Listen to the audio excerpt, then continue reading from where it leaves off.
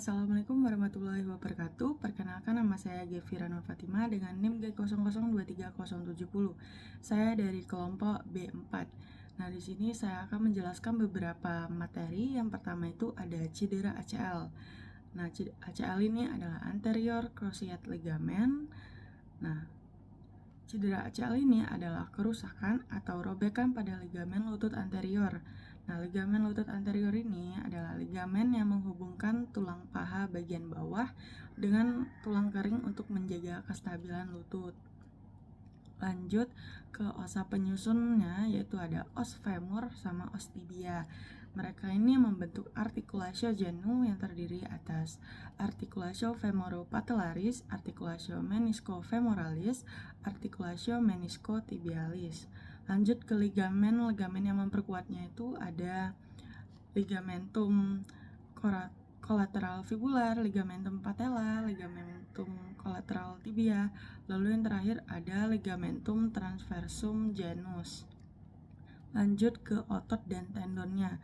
Nah, ototnya itu ada musculus biceps femoris caput longum, musculus biceps femoris caput breve, lalu ada musculus vastus lateralis, ada musculus gastrocnemius caput medial, lalu ada musculus quadriceps femoris yang terdiri dari musculus vastus lateral, musculus rectus femoris, musculus vastus medialis.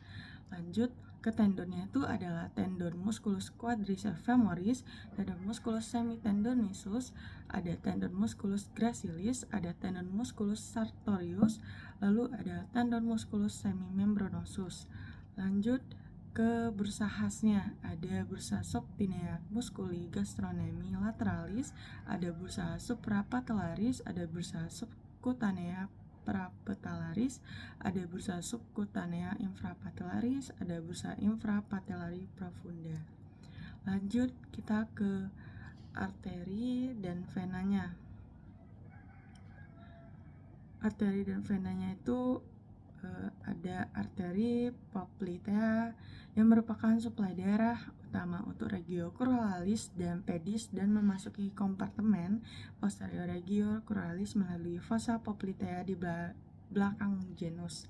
Lanjut ke arteria tibialis anterior, berjalan ke area depan melalui apertura di bagian atas membrana introsea cruris dan memasuki dan menyuplai kompartemen anterior regio cruralis. Lalu arteria tibialis anterior berlanjut ke arah inferior menuju regio dorsalis pedis. Lanjut ke arteria tibialis posterior menyuplai kompartemen posterior dan lateralis regio cruralis dan berlanjut menuju regio plantaris pedis. Arteria tibialis posterior berjalan turun melalui daerah profundus kompartemen posterior regio cruralis pada permukaan superficialis musculus tibialis posterior dan musculus flexor digitorum longus. Arteria tibialis posterior berjalan melalui kanalis tarsi di belakang malleolus medialis dan menuju regio plantaris pedis. Lanjut ke venanya itu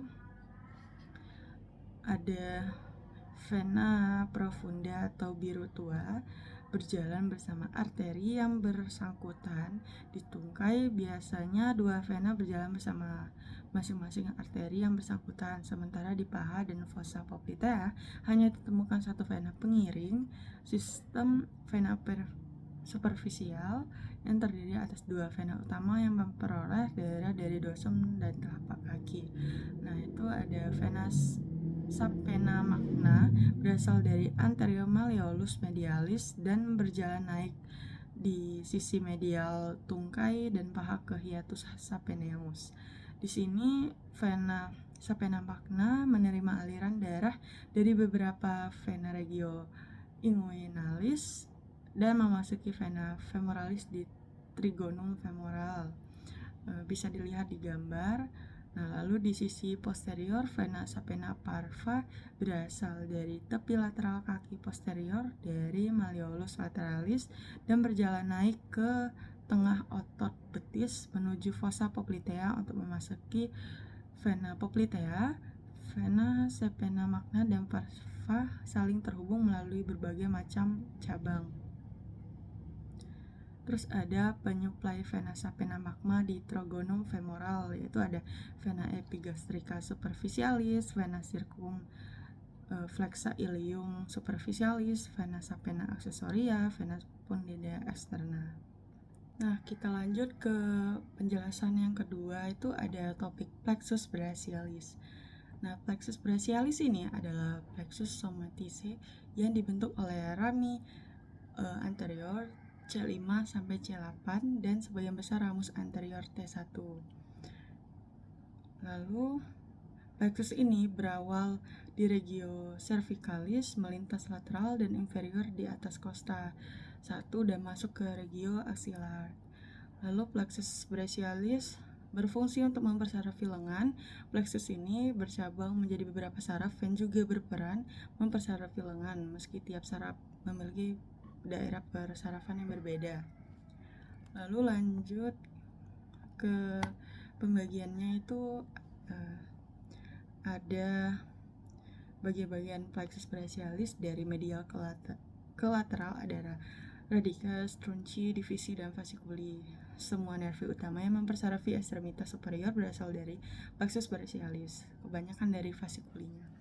Nah, di regio cervicalis, bagian proximal plexus brachialis terletak di posterior dari arteria subclavia, sedangkan bagian lebih distal dari plexus mengelilingi arteria axial. Yang pertama itu ada radicus plexus brachialis, adalah rami anterior C5 sampai C8 dan sebagian besar T1. Radicus menerima rami communicans gracious dari truncus simpatic.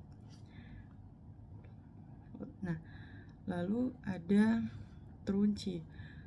Trunci ini ada 3 truncus plexus brachialis berasal dari radicus, melintas ke lateral costa pertama dan masuk ke regio axial. Nah, truncus superior dibentuk oleh gabungan radicus C5 dan C6. Truncus medius adalah kelanjutan radix C7. Truncus inferior dibentuk oleh gabungan radicus C8 dan T1. Truncus inferior berada di atas costa pertama, posterior dari arteria subclavia. Truncus medius dan truncus superior berada di posisi yang lebih superior.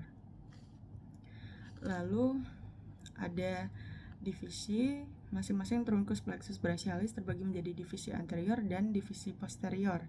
Nah, 3 divisi anterior membentuk bagian plexus brachialis yang akhirnya memberi cabang nervi perifer yang terkait dengan kompartemen anterior brachium dan antebrachium. 3 divisi posterior bergabung untuk membentuk plexus brachialis yang memberi cabang nervi yang terkait dengan kompartemen posterior. Lalu ada fasciculi. Ada 3 fasciculus plexus brachialis berasal dari divisi-divisi dan terkait dengan arteria axillaris bagian kedua. Nah, fasciculus lateralis adalah hasil dari penggabungan divisi anterior trunci superior dan medius sehingga memiliki kontribusi dari C5 sampai C7. Posisinya lateral dari arteria axillaris bagian kedua. Nah, fasciculus medialis berada di medial dari arteria axial bagian kedua dan merupakan kelanjutan dari divisi anterior truncus inferior. Fasciculus medius mendapatkan kontribusi dari C8 dan T1. Lalu yang terakhir adalah fasciculus posterior, muncul di posterior dari arteria axillaris bagian kedua dan berasal dari gabungan 3 divisi posterior. Fasciculus posterior mendapatkan kontribusi dari semua radix plexus brachialis, yaitu C5 sampai T1. Nah, nervus yang keluar itu adalah nervus dorsalis scapula, lalu ada nervus subclavius, nervus thoracic longus, nervus pectoralis, terus ada nervus subscapularis superior, ada nervus intercosta brachialis, nervus thoraco-dorsalis, nervus subscapularis inferior, nervus cutaneus brachii medialis, lalu ada nervus cutaneus antebrachii medial, nervus ulnaris, nervus radialis, nervus medianus, nervus axillaris, nervus musculocotoneus, ada juga nervus pectoralis lateralis, lalu ada nervus subclavularis superior, yang terakhir itu ada nervus dorsalis scapula. Lanjut kita ke penjelasan muskuli yang diinervasinya itu ada dorsalis scapula. Nah, dorsalis scapula ini asalnya dari radix C5 segmen medula spinalisnya C5. Lalu fungsinya itu motorium di rhomboideus major dan rhomboideus minor. Nah, yang kedua itu ada thoracic longus atau thoracalis longus, asalnya dari radix C5 sampai C7, segmen medula spinalisnya C5 sampai C7. Fungsinya atau diinervasi dengan motorium serratus anterior. Lalu scapularis itu asalnya truncus superior segmen medula spinalis C5 sampai C7. Fungsinya motorium, terus diinervasi spinatus infraspinatus, yaitu lanjut nervus subclavius, asalnya truncus superior segmen medula spinalisnya C5 sampai C7. Fungsinya motorium di subclavius. Lanjut posteralis lateralis, asalnya fasciculus lateralis segmen medula spinalisnya itu C5 sampai C7. Fungsinya motorium di pectoralis major. Lalu musculocutaneus, fungsinya motorium, asalnya fasciculus lateralis segmen medula spinalis C5 sampai C7. Lalu diinervasi semua muskulus pada kompartemen anterior brasium. Fungsinya juga sensorium, kulit pada sisi lateral antebrasium. Lanjut ada pectoralis medialis, asalnya fasciculus medialis segmen medula spinalisnya C8T1. Fungsinya motorium, lalu diinervasi kulit pada medial 1/3 distal brasium. Lanjut Contaneous bracii medialis, asalnya fasciculus medialis segmen medula spinalis C8T1. Fungsinya sensorium, kulit pada sisi medial 1/3 distal brasium.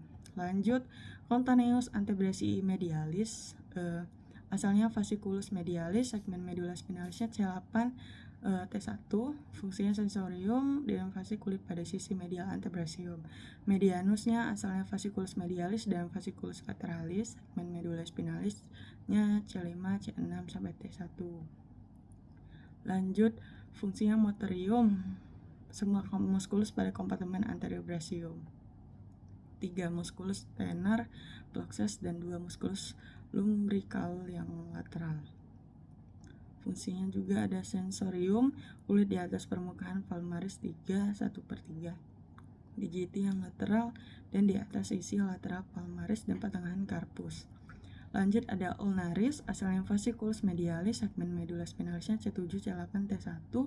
Fungsinya motorium, diinervasi semua muskulus intrinsik manus kecuali 3 muskulus tenar dan 2 muskulus lumbrical yang lateral, juga flexor carpi ulnaris dan bagian separuh medial flexor digitorum profundus pada antebrasium.